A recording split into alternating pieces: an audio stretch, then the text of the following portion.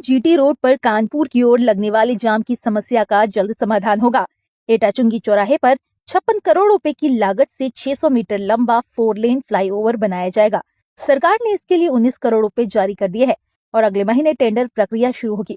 इस फ्लाईओवर की मांग कई वर्षों से की जा रही थी, जिसे कोल विधायक अनिल पाराशर के प्रयासों से मंजूरी मिली। अब बजट जारी होने के बाद निर्माण कार्य जल्द ही शुरू होने की उम्मीद है। देखिए, एटाचुंगी के फ्लाईओवर के लिए आदरणीय मुख्यमंत्री योगी आदित्यनाथ जी का धन्यवाद देना चाहूँगा, क्योंकि उन्होंने इस फ्लाईओवर को देने के बाद जनता के जाम की समस्या ख़त्म की है।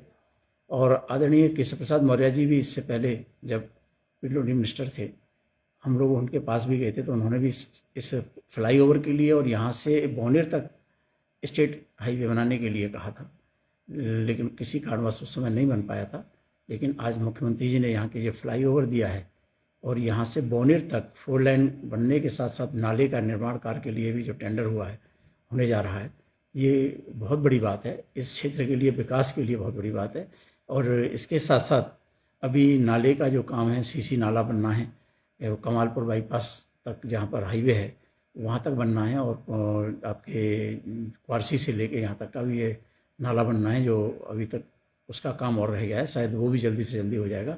तो निश्चित रूप से आज देश के यशस्वी प्रधानमंत्री मोदी जी और योगी जी के नेतृत्व में आज अलीगढ़ में जो विकास हो रहा है, हाईवे बन रहे हैं, डिफेंस कॉरिडोर आ रहा है, ये बहुत बड़ी बात है और किसानों का फ़ायदा हो रहा है, ज़मीनों के रेट बढ़ रहे हैं।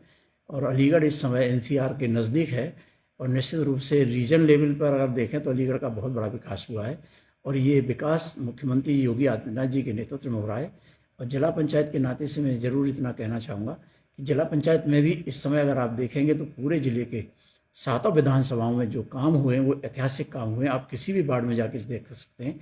और एक हमने जल जो पानी भरने की समस्या थी अधिकतर गाँव में, और उसको या तो पोखर तक पहुँचाने का काम किया है या उसको नाले तक पहुँचाने का, नेचुरल नाले में डालने का काम किया है, जो लगभग 125 किलोमीटर सीसी नाले का निर्माण पूरे वार्डों में हो चुका है। तो विकास की बात है तो निश्चित रूप से मैं इतना ज़रूर कहना चाहता हूँ कि प्रधानमंत्री और मोदी जी और योगी जी का, मुख्यमंत्री जी का धन्यवाद देते हुए आदरणीय हमारे मुख्यमंत्री जी ने विकास के लिए काफ़ी काम किया है। और संजू भैया, संदीप सिंह बाबूजी के नाती हैं, उन्होंने भी, वो शिक्षा मंत्री हैं। तो अगर हम विकास की बात कहें तो आपने देखा होगा कि स्कूलों के जो कायाकल्प हुआ है, स्कूलों में जो बच्चों की शिक्षा की बात आती है तो उसका भी बहुत बड़ा कायाकल्प हुआ है।